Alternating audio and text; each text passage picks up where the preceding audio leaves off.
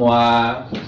Nah, assalamualaikum warahmatullahi wabarakatuh. Salam sejahtera untuk kita semua. Nah, hari ini kita akan belajar bahasa Indonesia bersama Teacher Andi. Nah, sebelum kita masuk materi belajar kita hari ini, Teacher akan menayangkan satu buah video.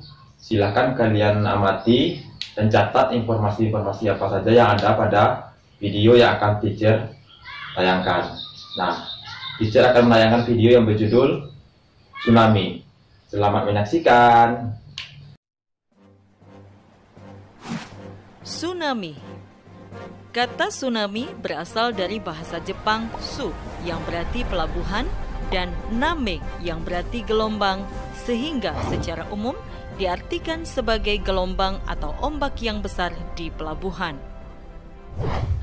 Tsunami dapat diartikan sebagai gelombang laut yang disebabkan oleh gempa bumi dengan pusat di bawah laut, diikuti dengan dislokasi atau perpindahan massa tanah atau batuan yang sangat besar di bawah air. Letusan gunung api bawah laut atau gunung api pulau, longsor di bawah laut, dan atau hantaman meteor di laut. Tanda-tanda akan terjadinya tsunami adalah: pada umumnya di Indonesia didahului dengan gempa bumi besar dan susut laut.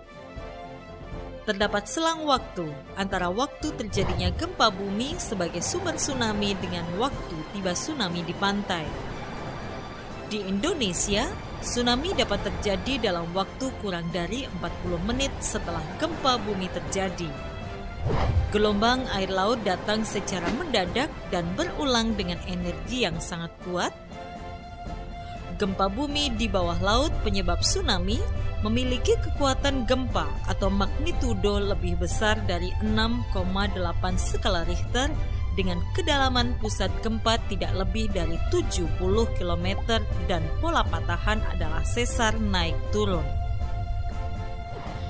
Upaya pengurangan resiko bencana tsunami dapat dilakukan dengan pembangunan sistem peringatan dini tsunami, pembangunan tempat evakuasi atau shelter di sekitar daerah pemukiman,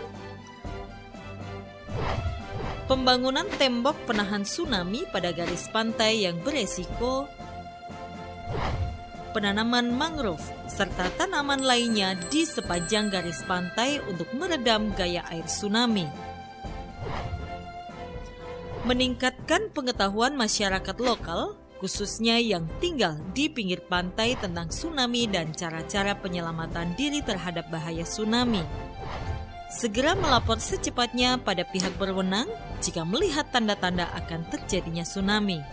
Segera naik ke tempat yang tinggi, pegunungan, atau gedung yang tinggi jika melihat tanda-tanda akan terjadinya tsunami. Beritahu orang-orang sekitar dan ajak serta ke tempat yang tinggi. Jika sedang di dalam perahu atau kapal di tengah laut dan mendengar berita dari pantai telah terjadi tsunami, jangan mendekat ke pantai, arahkan perahu ke laut. Gelombang pertama biasanya disusul gelombang berikutnya. Pastikan gelombang telah benar-benar mereda sebelum turun ke daerah yang rendah. Lakukan pertolongan pertama pada para korban. Kenali ancamannya, kurangi resikonya. Video ini dipersembahkan oleh Badan Nasional Penanggulangan Bencana. Nah, itulah video yang telah kalian saksikan. Nah, dari video tersebut apa saja informasi yang kalian tangkap? Nah, betul sekali.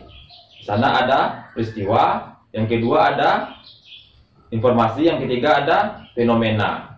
Nah, terkait pembelajaran kita hari ini, kita akan belajar teks eksplanasi. Nah, adapun pengertiannya, teks eksplanasi yaitu berasal dari bahasa Inggris, yaitu explain, artinya tindakan, menjelaskan atau menerangkan sebuah pernyataan atau fakta. Teks eksplanasi merupakan suatu teks yang membahas tentang mengapa dan bagaimana peristiwa itu terjadi. Nah, pembahasannya berkaitan dengan suatu proses kejadian alam, sosial, budaya, ilmu pengetahuan, dan lain sebagainya. Intinya, teks eksplanasi membahas tentang segala hal mengenai fenomena sosial maupun alam. Nah, adapun strukturnya yaitu ada 3. Yang pertama yaitu identifikasi fenomena. Yang kedua, penggambaran rangkaian kejadian. Yang ketiga, ada ulasan.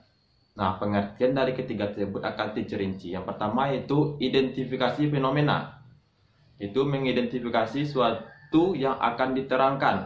Hal ini biasanya berkaitan dengan fenomena alam, sosial, budaya, atau fenomena lainnya. Nah, yang kedua itu penggambaran rangkaian kejadian sebagai perinci atas kejadian yang relevan dengan identifikasi fenomena. Bagian ini dapat disusun dengan pola kausalitas ataupun kronologis.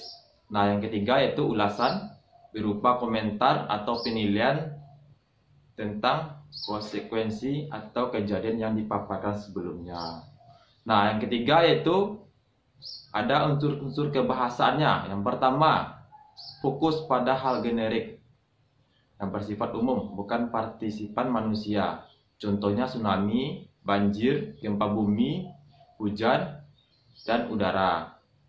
Terus dimungkinkan menggunakan istilah ilmiah.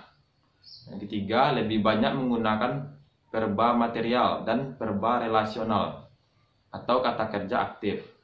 Nah, yang ketiga menggunakan konjungsi waktu dan kausal. Contohnya penggunaan sehingga, sebelum, pertama, jika, bila, dan kemudian. Terus yang terakhir yaitu menggunakan kalimat pasif. Nah, itulah pembelajaran kita hari ini. Semoga Anda semua paham apa yang teacher sampaikan. Nah, untuk pertemuan selanjutnya silakan belajar di rumah. Sampai jumpa. See you.